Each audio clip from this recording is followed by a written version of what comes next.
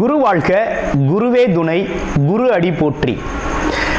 ஸ்ரீ பாலசுப்பிரமணியர் அருளால் ஆன்மீக அன்பர்கள், ஜோதிட அன்பர்கள், நேயர்கள் அனைவருக்கும் அன்பான வணக்கங்கள். நான் உங்கள் வாழ்க வளமுடன் ஜோதிடர் ஸ்ரீ குரு சுந்தரவடிவேல். இப்போ பார்த்தீங்கன்னா இந்த வருடத்தின் 2025 மூன்றாவது பெயர்ச்சியான ராகு கேதுக்களின் பெயர்ச்சியை பற்றி முழுமையாக பார்க்க இருக்கிறோம். இவங்க பார்த்தீங்கன்னா வருகின்ற மே மாதம் 18ஆம் தேதி ஞாயிற்றுக்கிழமை பெயர்ச்சி ஆகுறாங்க. மீன ராசியிலிருந்து கும்ப ராசிக்கு ராகு பகவானும், அதே நேரத்தில் கன்னி ராசியில் இருக்கக்கூடிய கேது பகவான் சிம்ம ராசிக்கும் பெயர்ச்சி ஆகுறாங்க. இவங்க எப்போதுமே பார்த்தீங்கன்னா ரிவர்ஸ் டைரக்ஷனில் தான் இவங்க பெயர்ச்சி பலன் அப்படிங்கிறது இருக்கும்.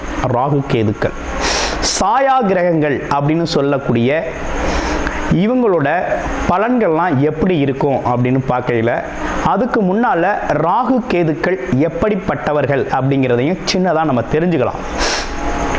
ராகு அப்படிங்கிறவர் பார்த்தீங்கன்னா உலக போகங்களை அனைத்தையும் கொடுத்து பிற்பகுதியில் அதற்கான அனைத்து விதமான வாய்ப்புகளையும் கொடுப்பார். ராகு உலக போகங்களில் அனைத்து விதமான வாய்ப்புகளையும் கொடுத்து பிற்பகுதியில் அதன் மூலமாக சின்ன சின்ன தவறுகளை செய்ய வச்சு சிறு தண்டனைகளையும் கொடுக்கறது மட்டும் இல்லாமல் கொடுக்கிறவர் தான் ராகு. கேது அப்படிங்கிறவர் பார்த்தீங்கன்னா ஆரம்பத்திலேயே பல்வேறு விதமான கஷ்டங்களையும் துன்பங்களையும் இன்னல்களையும் கொடுத்து தன்னோட பிறப்பின் நோக்கத்தை அறிய செய்து பிறகு அவங்களுக்கான வசதி வாய்ப்புகளை கொடுக்கிறவர் தான் கேது பகவான். இருவருமே ஒருத்தருக்கொருத்தர் பெரிய பலம் வாய்ந்தவர்களாக இருக்கிறாங்க. ஜோதிடத்தில் எல்லாரையும் விட மிகவும் பலம் வாய்ந்தவர் ராகு பகவான் இருக்கிறார். அதை விட ஒருபடி மிஞ்சி கேது பகவானும் இருக்கிறார். இப்போ இவங்களை தாண்டி மிகப்பெரிய விஷயங்களை இந்த ஜோதிடத்தில் செய்ய முடியாது. இந்த ராகு கேதுக்கள் அப்படிங்கிறது பார்த்தீங்கன்னா சந்திரன் சூரியனை நெருங்கி செல்லுது அப்படின்னா சந்திர கிரகணம், சூரிய கிரகணம் அப்படிங்கிறது ஏற்படக்கூடிய ஒரு அமைப்பு இருக்குது. அடுத்து ராகு கேதுக்களுக்கு இடையில ஒருத்தரோட பிறப்பு ஜாதகத்தில் கிரகங்கள் அனைத்துமே அடைபட்டு போச்சு அப்படின்னா கால சர்ப்ப தோஷம் அப்படிங்கிற ஒரு பாதிப்பு ஏற்படும். இந்த காலகட்டத்தில் உங்கள் ஜாதகத்தில் எந்த கிரகம் உச்சம் ஆட்சி பெற்று வலிமையாக இருந்தாலும் அதோட பலன்களை முழுமையாக நம்ம அனுபவிக்க முடியாது அப்படிங்கிற ஒரு சூழ்நிலை இருக்குது. இப்படிப்பட்ட கிரக அமைப்புகளோடு இருக்கக்கூடிய ராகு அப்படிங்கிறது பாட்டனார் சம்பந்தப்பட்ட வம்சவழி சம்பந்தப்பட்ட விஷயத்தையும், கேது அப்படிங்கிறது ஆன்மம் உள்நிலை சம்பந்தப்பட்ட விஷயத்தையும், அம்மா வர்க்கம் சம்பந்தப்பட்ட விஷயத்தையும் குறிப்பெடுத்து தரக்கூடிய ஒரு அமைப்பு அப்படிங்கிறது தான் ராகு கேதுக்கள். இப்படிப்பட்ட ராகு கேதுக்கள் என்ன விதமான பலன்களை தர இருக்குது, இதில் உங்களுடைய ராசிக்கு இந்த பெயர்ச்சி பலன்கள் எப்படி இருக்குது அப்படிங்கிறத முழுமையாக இப்போ பார்க்க இருக்கிறோம். ராகு கேது பெயர்ச்சி அப்படிங்கிறது பார்த்தீங்கன்னாக்க ராசியிலிருந்து இதுவரையும் 10ஆம் இடத்துல இருந்த ராகு பகவான் 9ஆம் இடத்திற்கும், அது மட்டும் இல்லாமல் 4ஆம் இடத்துல இருந்த கேது பகவான் 3ஆம் இடத்திற்கும் பெயர்ச்சி ஆகக்கூடிய ஒரு நல்ல நிலை அப்படிங்கிறது ஏற்பட்டிருக்கு. ராகு கேது அப்படின்னு எடுத்துக்கிட்டோம் அப்படின்னாலே உங்களுக்கு 10ஆம் இடத்துல இருந்தார். இவ்வளவு நாளாக 10ஆம் இடத்துல இருந்தவர் பல்வேறு விதமான தொழில் வாய்ப்புகளையும் வேலை வாய்ப்புகளையும் வருமானத்தின் தொடர்பான வாய்ப்புகளையும் கொஞ்சம் கொடுத்துக்கிட்டு தான் இருந்தார் ராகு. ஆனால் அதை அனுபவிக்கும் நிலையில் சனி பகவான் அப்படிங்கிறவர் உங்களுக்கு சாதகமான சூழ்நிலையை ஏற்படுத்தி தரல சில பேருக்கு. ஆனால் இருந்தாலும் இப்போ என்ன நடந்திருக்கு அப்படின்னா 9ஆம் இடத்துக்கு வர்றார். 9ஆம் இடத்துக்கு வர்றார்.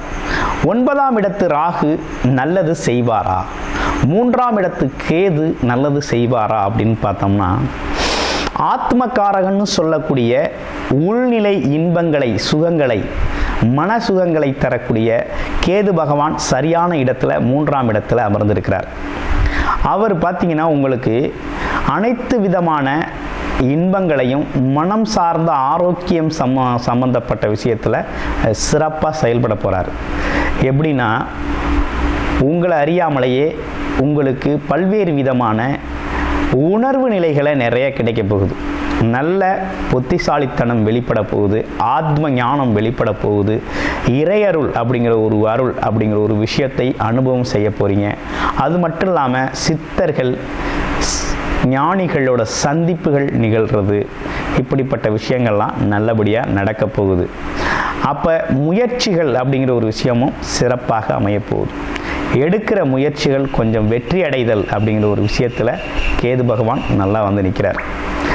3ஆம் இடம் அப்படிங்கிறது பார்த்தீங்கன்னா தைரியம், தன்னம்பிக்கை. குறைபாடு உடையவர்கள் கூட இந்த காலகட்டத்தில் மன வலிமை அதிகரிக்கும் அப்படிங்கிறதுல எந்த மாற்றமும் இல்லை, கொஞ்சம் மன வலிமை அதிகரிக்கும். அப்போ இந்த காலகட்டத்தில் நீங்கள் எடுக்கக்கூடிய முயற்சிகள்லாம் வெற்றி அடையக்கூடிய நல்ல காலமட்டமாக இருக்குது. போன காலத்தில் என்ன நடந்துச்சுன்னா, நம்ம முயற்சிகள்லாம் தோல்வி பெற்று விட்டது. கொஞ்சம் பெரிய பெரிய பிரம்மாண்ட முயற்சிகள், மிகப்பெரிய தோல்விகளை நம்ம சந்திச்சிருக்கோம். ஆனால் இப்போ அந்தளவுக்கு இல்லைங்க.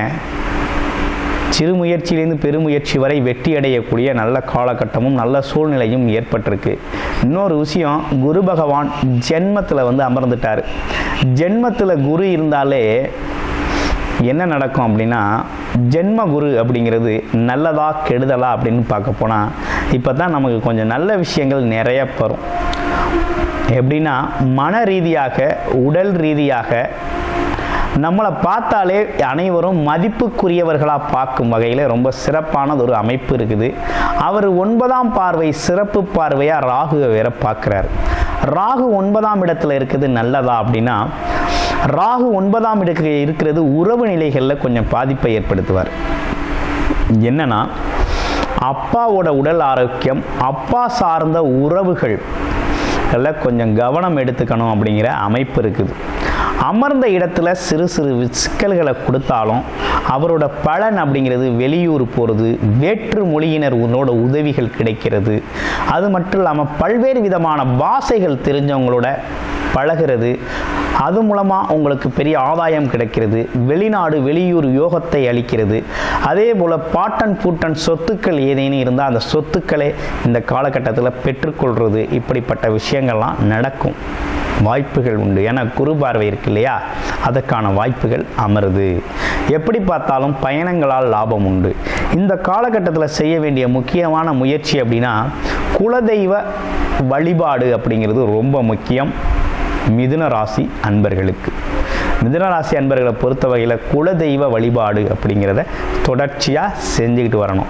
ஏதேனும் பரிகாரங்கள் ராகு கேதுவுக்கு செய்ய வேண்டி இருக்கா அப்படின்னா, கண்டிப்பாக செய்ய வேண்டிய ஒரு அமைப்பு அப்படிங்கிறது உருவாயிருக்குது. 9ஆம் இடத்துல இருக்கக்கூடிய ராகு பகவானுக்கு கண்டிப்பாக நீங்கள் பரிகாரம் செய்யணும். திருநள்ளாறு அப்படிங்கிற ஒரு விஷயத்துக்கு நீங்கள் கண்டிப்பாக திருநள்ளாறு போயிட்டு வரணும்.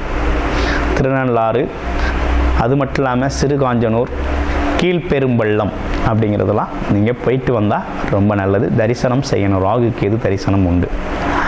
அடுத்து அதற்கு பிறகு பார்த்தீங்கன்னா, நீங்கள் துர்க்கையம்மன் வழிபாடு அப்படிங்கிறத தொடர்ச்சியாக செஞ்சுக்கிட்டு வரணும். வந்தீங்கன்னா தான் மன வலிமையோடு பல்வேறு விதமான விஷயங்களை நீங்கள் சாதிக்கக்கூடிய ஒரு அமைப்பு அப்படிங்கிறது இருக்குது. ஏன்னா பாக்கியஸ்தானத்தில் இருக்க ராகு பகவான் அதே நேரத்தில் குரு பார்வையோடு இருக்கிறது அப்படிங்கிறது ஒரு நல்ல அமைப்பு தான். அதுவும் 1 வருட காலங்கள் குருவோட பார்வையில் தான் ராகு இருக்க போகிறார். ஆனால் பெரிய கெடுதல்கள் ஒன்றும் நமக்கே நடந்துராது. நன்மைகளை அதிகப்படுத்தி தரும் வகையில் நம்ம ஆன்மீக ஈடுபாடுகளில் நம்மளுக்கு அவருடைய கவனத்தை செலுத்திக்கணும் அப்படிங்கிறது ரொம்ப நல்லது. பல்வேறு விதமான சுகபோகங்களை கொடுக்கக்கூடியவராக ராகு இருந்தாலும், ராகு அப்படிங்கிறவர் எப்படின்னா கொடுத்து நிறைய விஷயங்களை ஆசைகளை கொடுக்கக்கூடியவராக இருக்கிறார்.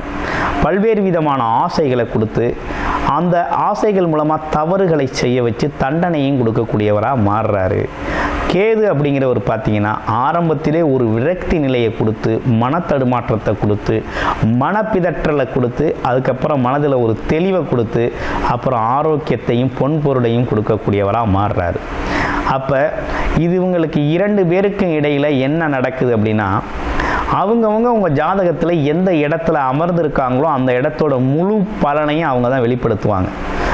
ஏன்னா இவங்களுக்கு சொந்த வீடுகளோ சொந்த வீடுகள் அப்படிங்கிறது ஜாதகத்தில் கிடையாது. ஆனால் மகாராஜாக்கள் அப்படிங்கிற பேர் இருக்குது.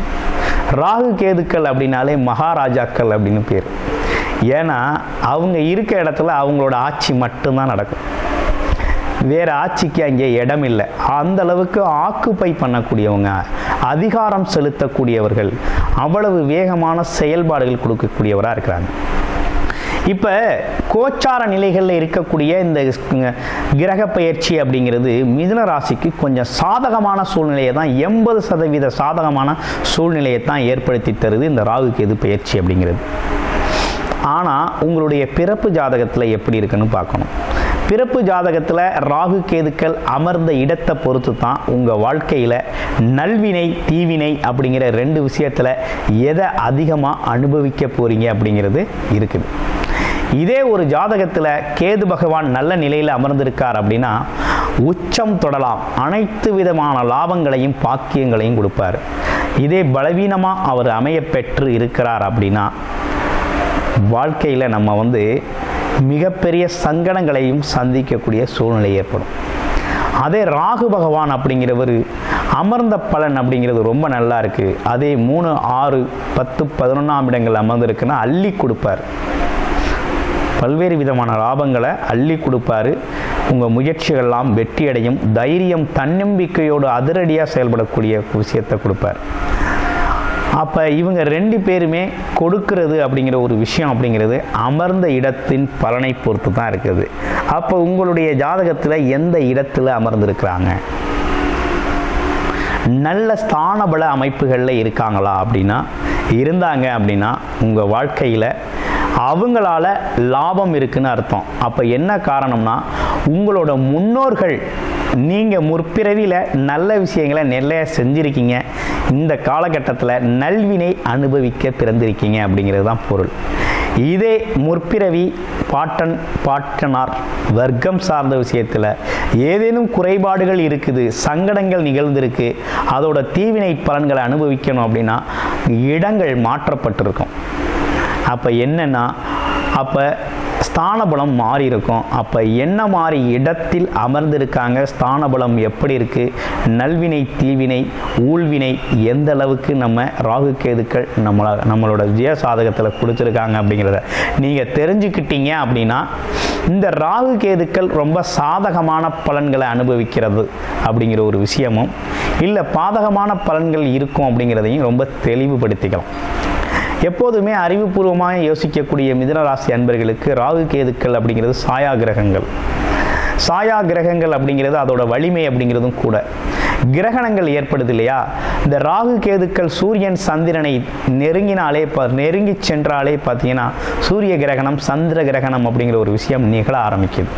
ஸோ இப்படிப்பட்ட விஷயம் நிகழ்த்தக்கூடிய சூரியனையே, உலகத்திற்கு ஒளி தரக்கூடிய சூரியனையே விழுங்கும் அளவிற்கு வலிமை வாய்ந்தது தான் ராகு கேது.